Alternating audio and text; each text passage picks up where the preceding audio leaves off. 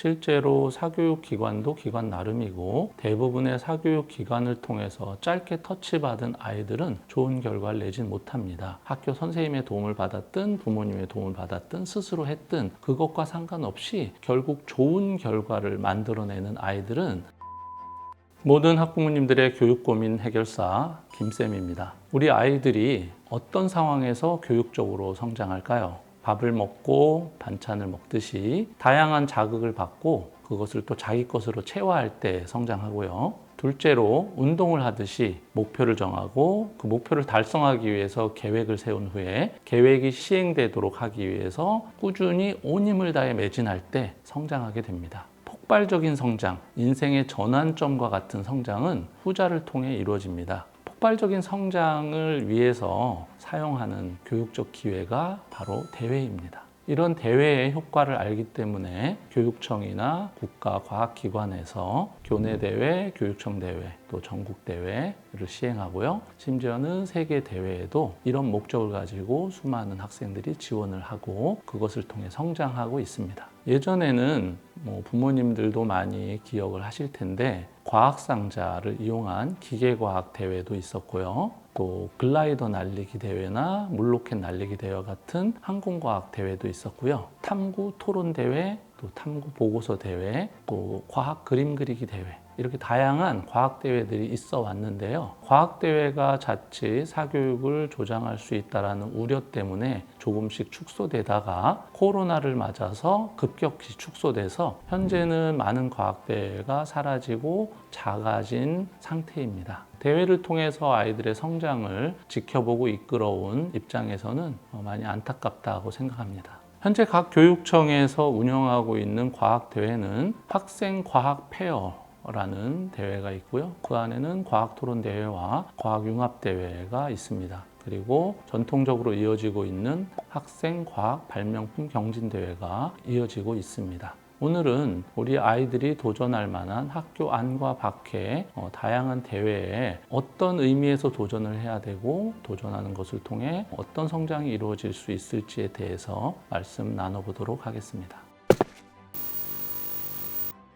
대회는 번뜩이는 재능을 겨루는 것이 아니고 대회를 준비하면서 노력하고 꾸준히 포기하지 않는 그런 도전을 배우게 하려는 목적이 더 큽니다. 대회를 목표로 하여 아이가 성장할 수 있도록 모티브가 될 수 있고 또 대회 날까지 정해진 기간 동안에 최선을 다해서 준비하는 과정을 통해서 우리 아이가 교실 안에서 교과서 안에서 배울 수 없는 더 큰 세상을 경험할 수 있도록 하기 위해서 대회를 운영하고 있습니다. 대회를 바라보는 학부모님들 입장에서 대회가 사교육을 조장하는 거 아닐까? 또 사교육을 다닌 아이들이 훨씬 더 좋은 입상을 하게 되는 건 아닐까? 우려를 하실 수 있습니다. 물론 결과만을 놓고 보면 사교육을 통해서 어른들의 터치를 받은 아이가 좋은 결과를 낼 가능성은 좀 있습니다. 하지만 각종 대회에 심사를 해보고 또 전국대회까지 심사해본 저의 경험으로는 실제로 사교육 기관도 기관 나름이고 대부분의 사교육 기관을 통해서 짧게 터치받은 아이들은 좋은 결과를 내진 못합니다. 좋은 도움을 줄 만한 사교육 기관이라면 아이들에게 큰 도움이 될 수 있을 텐데 단지 그것을 비즈니스적으로만 사용하는 사교육 기관이 있다면 아이들에게 해가 되는 경우도 많습니다. 국가기관, 즉 교육청에서 운영하는 융합과학관이라든지 또 국립과학관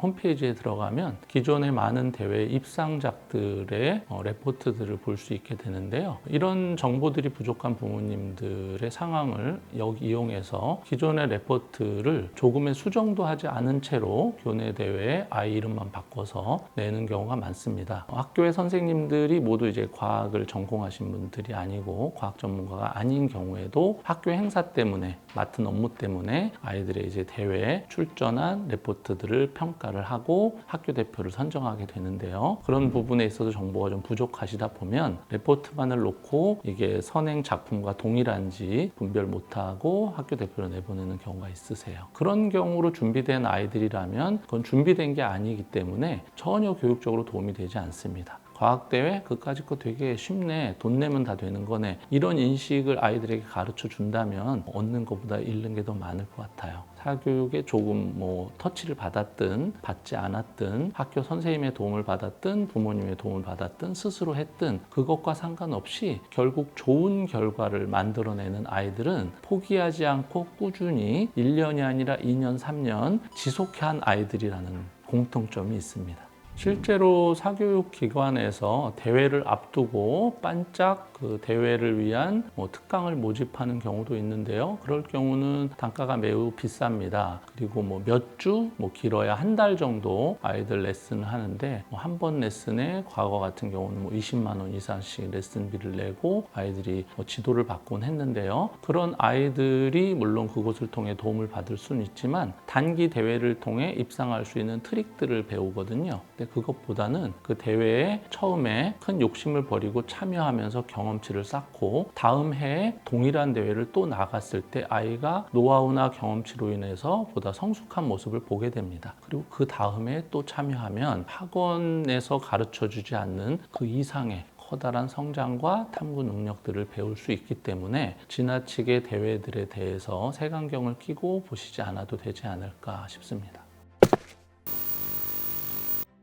두 번째로 대회의 장점은 대회가 도전을 통해서 나를 증명할 수 있는 기회를 갖게 해주기 때문에 대회에 유익이 있다고 말씀드리겠습니다. 우리 아이들이 학교 교실 안에서 사실은 자기 자신을 증명할 수 있는 기회가 많지 않습니다. 학교가 다인수의 아이들이 좁은 공간에 모여 있다 보니까 거기서 자기 개성을 발휘한다고 너무 튀고 장난치려고 하고 그런 아이들은 선생님들에게 불편함을 줄 수 있죠. 그래서 학교 교실 안에서는 자신의 재능과 끼를 마음껏 펼쳐 보이기에는 좀 제약들이 많이 있습니다. 그러다 보니 장난을 자꾸 하려는 아이, 집중하지 못하는 아이가 이제 주의력이 부족해서라고 생각할 수 있는데 사실 아이와 상담해보고 만나보면 인정받고 싶은 마음에서 그러는 경우가 더 많습니다. 나를 좀 알아줬으면 좋겠어서 장난을 하고 아이들에게 자기를 좀 보여주고 싶어서 튀는 행동을 하는 것인데요. 그런 아이들이 자기를 증명할 수 있는 기회가 바로 대회입니다. 대회는 아까 말씀드린 것처럼 재능이 있는 아이들의 재능을 겨루는 것이 아니라고 말씀드렸죠. 그냥 생각해서는 재능을 겨룰 것 같고 잘하는 애가 좋은 상을 받을 것 같다고 생각하실 겁니다. 근데 오랜 시간 많은 대회들을 심사하고 아이들을 키워보니까 재능으로 좋은 상을 받는 건 아닌 것 같아요. 그것보다는 꾸준하게 포기하지 않고 계속한 애들이 결국 성장도 되게 커지고 좋은 상도 받을 수 있습니다. 우리가 산을 오를 때 산의 정상이 한 곳이지만 오르는 길이 여러 개인 것을 볼 수 있습니다. 심지어는 길이 아닌 곳을 또 개척하면서 오르는 것을 좋아하는 산악인들도 있습니다. 마찬가지로 우리 아이들이 성장하는 것에는 이와 같은 원리와 법칙이 적용되는데요. 어떤 한 대회든 어떤 한 길을 통해서 높은 곳에 올라본 아이는 다른 방향의 길에 도전할 때 훨씬 더 쉽게 그 길에 오를 수 있습니다. 제가 기른 제자 중에 기억에 남는 제자 하나가 있는데요. 그 친구는 어머님께서 되게 쉽게 말하면 극성열혈 학부모님이셨어요. 아이의 교육에 상당히 관심이 많으셨고 아이를 위해서 정말 항상 모든 생각을 우리 아이를 어떻게 키울까에 고민하시는 분이셨는데 이 친구 같은 경우는 정보올림피아드, 과학대회, 미술대회, 스키대회, 스케이트대회 다 나가요. 다 나가서 어떤 분야는 처음엔 입상을 잘했어요. 근데 또 다른 분야는 입상을 못하죠.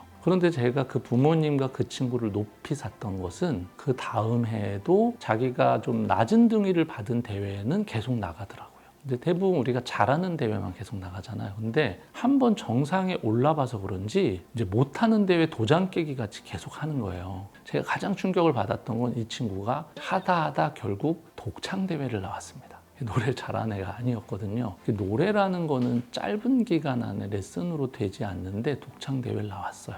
물론 이제 좋은 입상은 못했죠. 초등학교 아이들이 고학년 정도 되면 독창 대회 안 나갑니다. 창피해서. 그런데도 독창대회에 나와서 노래 부르는 그 도전하는 것을 보고 이 아이는 참 크게 될 아이구나. 부모님이 아이를 정말 제대로 교육하고 계시구나 라는 생각을 하게 됐습니다. 이렇게 대회라는 것은 내가 잘하는 것을 증명하는 것이 아니라 우리 아이들이 도전해보고 안 되는 거지만 또 나 자신과 나의 최고치를 한번 경험해 볼 수 있도록 기회를 준다는 면에서는 참 좋은 교육적 기회가 아닌가 생각 들고, 또 그렇게 대회를 사용하신다면 아이들이 크게 성장할 수 있을 것이라고 말씀드리겠습니다. 대회 괜히 섣불리 나갔다가 망신만 당하는 거 아닐까요? 자신감만 더 잃어버리는 건 아닐까요? 라고 우려를 많이 하실 텐데 충분히 공감합니다. 저도 아이를 키우면서 아이가 내 마음 같지 않거든요. 제가 잘하는 걸 우리 아이가 똑같이 잘하지 않으니까. 하지만 계속 같은 말씀을 드리는데, 대회가 우리 아이가 잘하는 것을 증명하는 것이 아니라 우리 아이가 못하든 잘하든 도전하는 것, 그것을 가르쳐주고 싶다라고 하신다면 저는 도전하는 것을 권하고 싶습니다. 부모님이 도와주든 선생님이 도와주든 아이가 혼자 하든 도전을 해본 아이하고 도전을 전혀 해보지 않고 그냥 저런 대회가 있구나, 저런 대회 나가는 아이들은 따로 있겠지라고 생각하는 것하고는 전혀 다릅니다. 그 아이가 경험할 수 있는 기회를 갖지 못하기 때문이죠. 줄넘기를 아주 못하는 아이가 있다고 칠게요. 그 친구는 줄넘기 대회가 있으면 절대로 안 나갈 겁니다. 하지만 그 친구가 줄넘기 대회에 나갈 수 있도록 부모님이 한번 설득을 했다고 가정해 볼게요. 우리 한번 줄넘기 대회에 나가보자. 줄넘기가 어려우니까 한번 도전해 보는 거야. 이 세상에서 우리가 모두 다 잘할 수는 없잖아. 하지만 도전하는 사람이 멋있는 거야. 라고 해서 첫 대회를 나갔다고 쳐볼게요. 결과가 어떨까요? 영화처럼 아이가 줄넘기를 매일 20개씩 해가지고 대회에 딱 나가서 금메달을 따는 그런 모습도 있을 수 있겠죠. 모든 애들이 연습을 하나도 안 한다면. 근데 실제 우리의 삶에서는 줄넘기 못하는 아이가 줄넘기 대회에 나가서 1등을 하진 않습니다. 그러면 나가지 말아야겠네요? 아닙니다. 처음 나간 그 대회는 처음 나가서 도전했다는 것에 큰 의의를 부여하고 아이에게 칭찬해줘야 합니다. 아이가 포기하는 것 같지만 저는 부모님이 포기한다라는 생각을 더 많이 했어요. 부모님께서 그 다음 대회를 또 준비시켜 주시고 지난번에 도전했던 것처럼 이번에도 도전해보자. 또 그 다음 해에도 도전해보자고 한다면 두 번째 대회부터 다른 아이와 차별화된 아이가 된다고 저는 말씀드리고 싶습니다. 왜냐하면 모든 아이들은 대회에 거의 한 번만 나가거든요. 2년 연속 나가는 아이들은 그만큼 줄어들어요. 3년 연속 나가는 애는 확 줄고요. 4년 연속 나가는 애는 거의 없습니다. 그런 순간, 독보적이 되는 순간이 옵니다. 그때 그 아이는 엄청난 것을 배울 수 있어요. 아, 내가 못했던 것조차도 탑이 될 수 있다면 이 세상의 모든 것은 다 도전하면 될 수 있다라는 것을 배울 수 있게 될 것입니다. 그래서 대회에 참여할 때 부모님들이 이런 마음을 가졌으면 합니다. 좋은 결과를 얻었다면 우리 아이가 성공 경험을 할 수 있겠구나, 참 감사하다 이렇게 생각하시고, 결과가 좋지 않다면 우리 아이가 포기하는지 도전하는지를 알아볼 수 있게 되었구나. 좋은 결과가 나왔으면 당연히 그냥 내가 잘했다고 생각할 텐데, 좋지 않은 결과가 나왔다면 그것으로 인해서 아이가 포기할 수도 있고 또 도전하려는 마음도 가질 수 있으니까 선택할 수 있는 기회가 와서 좋다, 이렇게 생각하는 그런 마음가짐으로 대회에 임하신다면 반드시 아이도 부모님도 만족스러운 결과를 갖게 되실 거라고 생각합니다.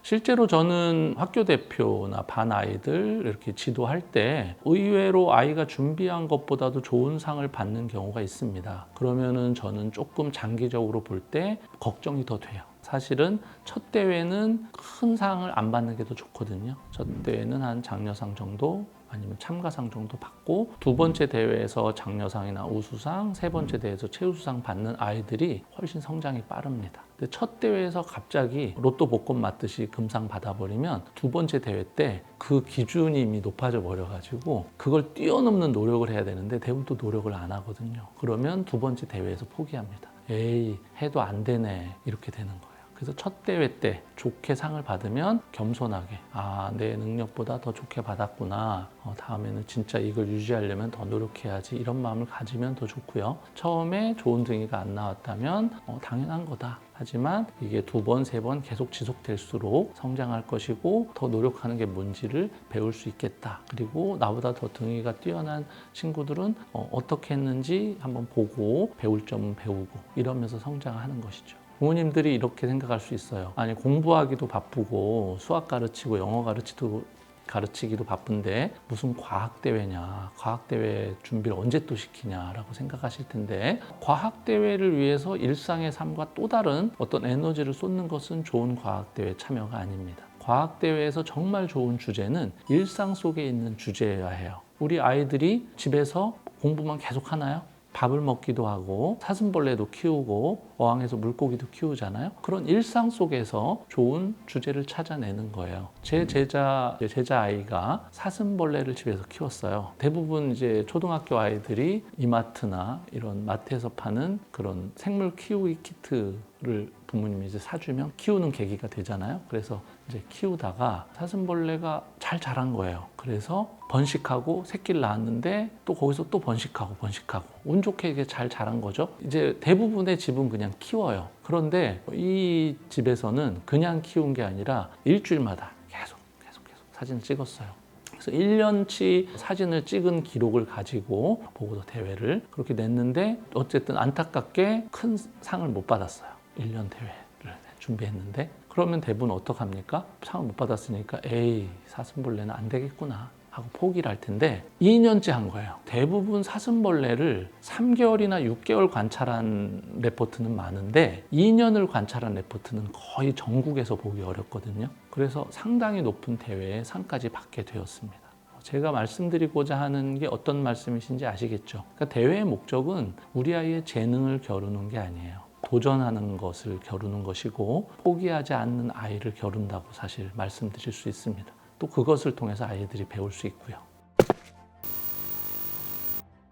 오늘은 우리 아이들이 대회를 통해서 무엇을 배워야 하는지, 자신의 재능을 겨루기보다는 도전을 배우고, 또 내가 그 도전을 통해서 더 큰 안목을 얻을 수 있도록 하기 위해서 우리가 대회에 아이들을 내보낼 필요 있다라고 말씀을 드렸습니다. 다음 시간에는 그렇다면 이런 각종 대회, 학교 대회나 교육청 대회나 각종 대회를 어떻게 준비하면 좋을지에 대해서 또 말씀을 드려보겠습니다. 모든 학부모님들의 교육 고민이 사라지는 그날까지 저 김쌤이 함께 하도록 하겠습니다. 구독과 좋아요, 알림 설정 누르셨죠? 또 학부모님들께서 함께 이런 얘기 나눴으면 좋겠습니다, 이런 말씀 해주셨으면 좋겠습니다 라고 생각되는 주제가 있다면 댓글창에 남겨주시고, 또 격려의 댓글 남겨주시면 큰 힘을 얻어서 좋은 영상 제작에 활용하도록 하겠습니다. 오늘도 영상 시청해 주셔서 감사합니다.